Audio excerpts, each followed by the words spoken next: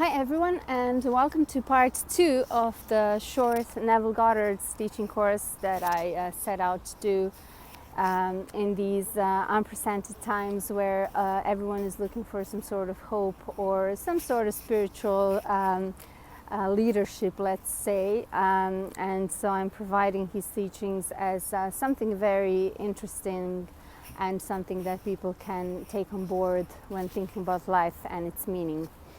So, as I told you last time, Neville Goddard was one of the biggest early 20th century mystic, and he was talking about a lot of the things that nowadays are being spoken to in relation to law of attraction and quantum physics even.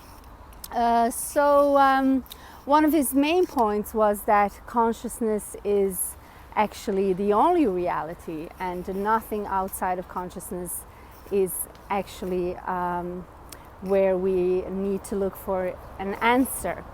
So I today decided to talk about his book, which is Feeling is the Secret, where he actually goes a little bit deeper into details on how to manifest and how what actually means to have a consciousness as the only reality in your everyday life, as the fact. So he says in this book that everything we see outside of ourselves, be it people, nature, buildings, anything we created also has been once an idea, an imagination, and the feeling that brought us to realizing that idea and out-picturing it in the reality that we call the reality. But he says the outside is only a reflection of our consciousness, and the most important thing is to turn inward for answers, because everything we see around ourselves is actually that consciousness that we impress upon with our ideas and feelings, and that's why we have this specific result. So if you're looking for answers on the outside world, you will never find them, because outside world only reflects of what you are in your consciousness at the time of conceiving this idea that you now see in your reality. So in order to change your reality, and a lot of people are not happy with the way they are or the way they live their lives, you have to go on the inside and to see what your state of consciousness is. So he talks about consciousness as a male and female aspect, as a combination of male and female aspect. So he says that male aspect is actually a personal part of consciousness and more kind of specified and selected, while subconsciousness is actually female aspect, and it's a very kind of the realm of cause and very impersonal, and it's actually only kind of taking in your male aspects, ideas and feelings, and then this male aspect of consciousness impresses its ideas and feelings upon the subconscious, and that is where subconscious is actually out-picturing those ideas and feelings in the realm of what we see around us as the concrete world. But even in quantum physics, we know by now that concrete world is actually 99.9% of not a matter, but actually a vacuum or an empty space or energy or waves or particles floating around. So we now even scientifically know how what we see and feel and can touch and smell of, or the world of senses, is only actually a hologram, so to speak, of these inner layers that are more subtle and invisible. So Neville says that is the realm that we actually need to look for, and that we actually have to work with, because that is the only reality. Also, he says, like, you can only see in your world and in your reality that which you're conscious of being.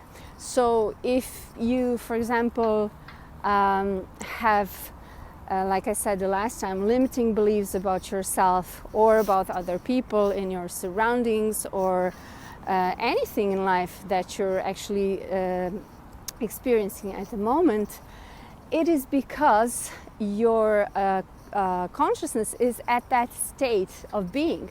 So in order to change your reflection, you have to go inward and you have to work on your state of being and impress upon your subconscious mind with your ideas and feelings. Because in this book he says feeling is very important, because feeling is a subtle way of actually translating conscious mind with subconscious into subconscious mind, and then those ideas can be outpictured in the world. One other thing that is very important on how to actually do it is by prayer or sleep. So he says the state akin to sleep, so where you're kind of slowly falling into sleep, is a very sensitive state where actually subconsciousness can be impressed with your ideas of yourself and with your feelings of yourself and the world. So if you want to change your surroundings or your experiences in this 3D dimension, when you're going to sleep, you feel yourself being someone you desire to be. So he says, like, God is imagination. So whatever you can imagine from that state of being, you can actually be, do, or have, like we said the last time. So if you're falling into sleep with the feelings of happiness, joy, yourself being successful in all kinds of ways, that is the right way to impress your subconsciousness with those ideas and feelings. And subconsciousness will completely impersonally take everything you feed it with, and it will outpicture the perfect world where you can be happy and thrilled and successful as you feel yourself to be. Whereas if you're going to sleep with some sort of negativities, or with only taking your senses or your kind of reality as your main point of attraction, then you won't go that far. You will continue to outpicture that which you're kind of feeding your focus with. So he also says about prayer. So prayer is very important as well, because a prayer is actually also almost like sleep, but it's kind of more focused way of imagining.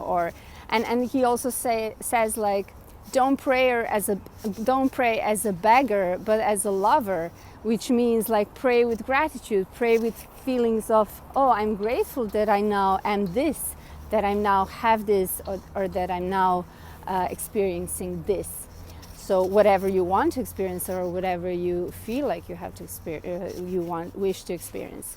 So the main point in this book is, like, feeling is the secret, which means feeling, of course, you have to think an idea of how you see yourself first, but then to feel this to be already true is to have faith that you are God, as you know, in terms of you are a part of God as imagination, and nothing is impossible to God.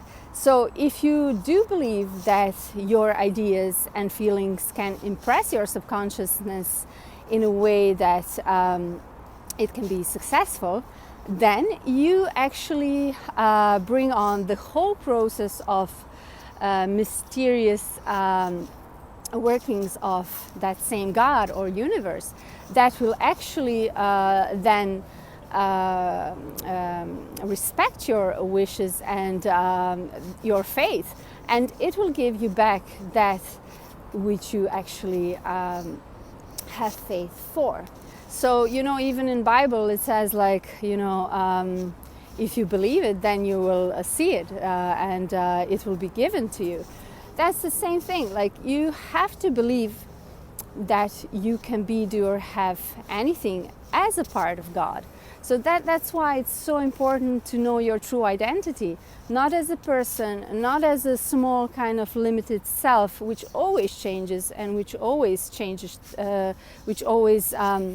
takes on another shape or forms, or even like physically, you know, you were once a kid and then you changed your physical appearance and now we're adult, and one day, you know, so you will be old person or not, maybe, if you wish yourself to be forever young, maybe, but you know what I mean. So it's like everything changes on the outside, but on the inside, you if you remain true to your true identity, then you know how the outside is only a fake, not a fake, but kind of fainting picture of the inner reality, which is the most important thing, where we need to put our attention to and our belief in.